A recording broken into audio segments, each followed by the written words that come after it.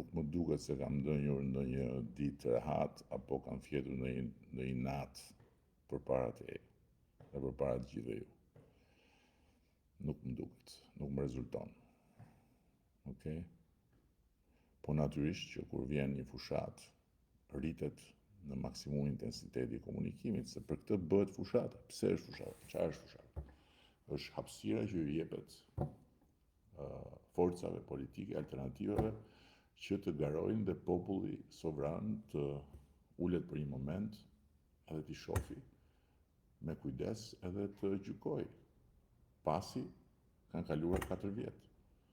Për këtë punë janë fushatat.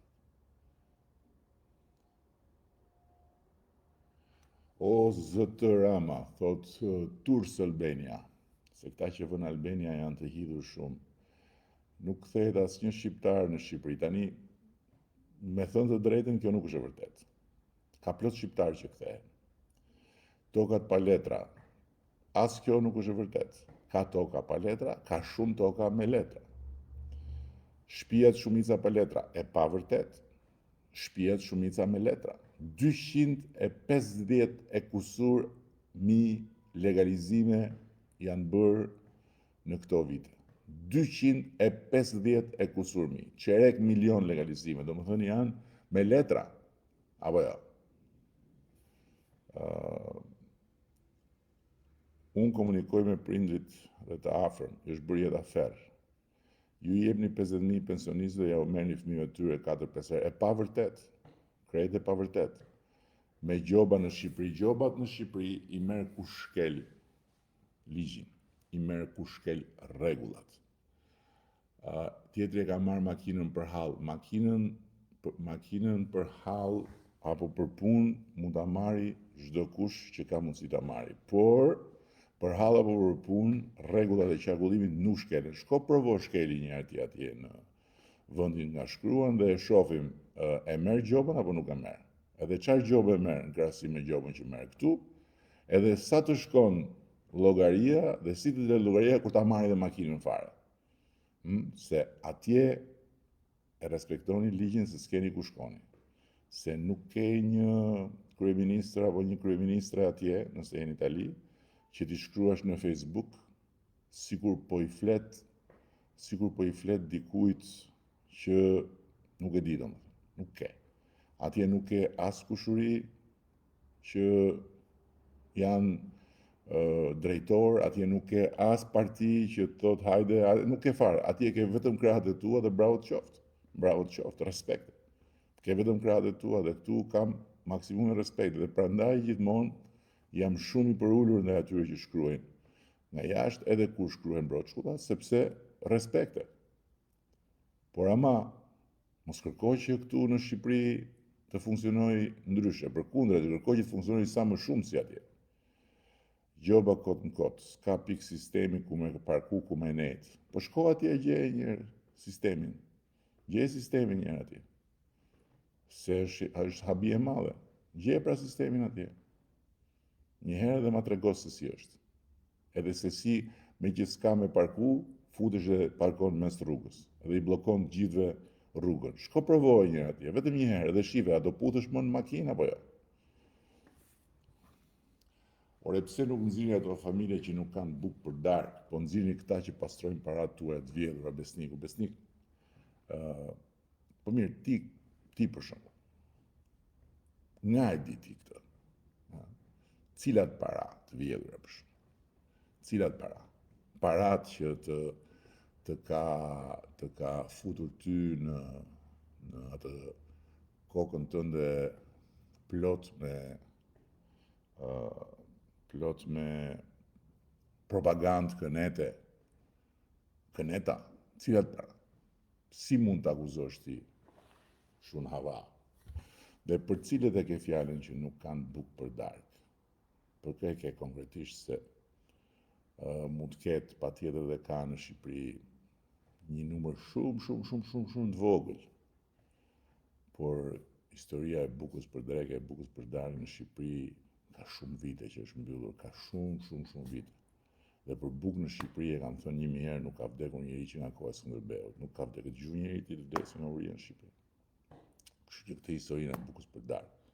Lërin dhe përsa i përket se kë nxjerrim e kë nuk nxjerrim, të gjithë i kemi në vëmendje, që të gjithë.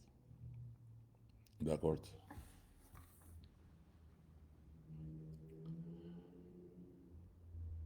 Tragedia e këtij vendi është që ju, zoti kryeministro, keni kundërshtar si e fillon me radhë. Luli, Sala, Nardi, Muli, Tiku, Luli Habuk veç njerë së fillim, që t'jemi shumë të qartë bashkë. Që janë kartë djegur, të pa aftë, që fiton gjithmonë, bravo, jeni e keqja më mirë të shko, si të duash. Por unë besoj që çka ka bërë Shqipëria në këto vite nuk ka bërë në të gjitha vitet e veta të Shtetit Mbledhur së Bashku, në kushtet dhe mundësitë që ka pasur, sepse nuk ka ndodhur ndonjëherë që në një dekadë të rritet prodhimi i përgjithshëm 2 herë e gjysmë. 2 herë e gjysmë. Nga më pak se 10 miliardë në thuajse 25 miliardë. Dhe të ardhurat për frym të rriten 3 herë. Këto janë fakte. Nuk i luan topi. Mund t'i luaj Facebooku, po topi nuk i luan. Mund t'i luaj TikToku, po topi nuk i luan.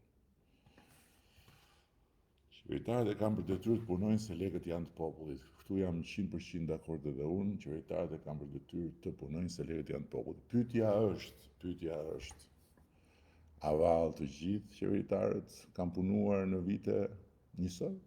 Apo pikërisht këtu dallojnë ata që janë të votueshëm, ata që janë të pavotueshëm, ata që janë më të mirë, ata që janë më të këqij. Ku dallojnë?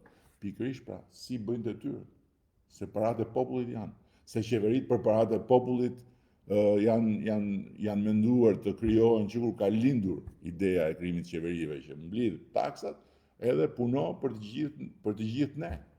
Patjetër, kjo është qeveria. Pyetja është, pse deri dje ata që bënin detyrën e lanë Shqipërinë ashtu siç e lanë? Pse?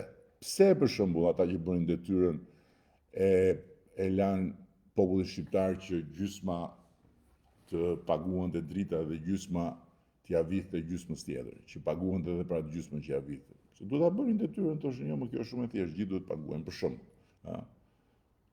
Se detyrën bëjnë të gjithë ata që vinë në këtë godinë. Po ca mbyllin dritaret dhe lën protestuesit të bëjnë qefin e tyre, ca tjerë hapin dritaret dhe gjuajnë me automatik nga dritaret dhe vrasin protestues. Detyrën bëjnë. Të dyja palët, po puna është njëri vret dhe tjetri respekton. Dhe kështu me radhë. Ja dhe Musaj, kavajsit nuk mund të rrehen me i thes mill, janë të parët që kërkuan demokracinë dhe nuk ndryshojnë mos ju rrej menja. Mua të më rrej menja? Jo, mos të rrej menja ty, që me bufin e kënetës ka një shans kavaja. Ty mos të rrej menja, jo mua. Sepse fatmirësisht në kavaj, ne e treguam se çfarë dimë bëjmë dhe ku ndryshojmë me kënetën. Kur na u dha mundësia, e rilindëm kavajën. Kavaja ishte i xhep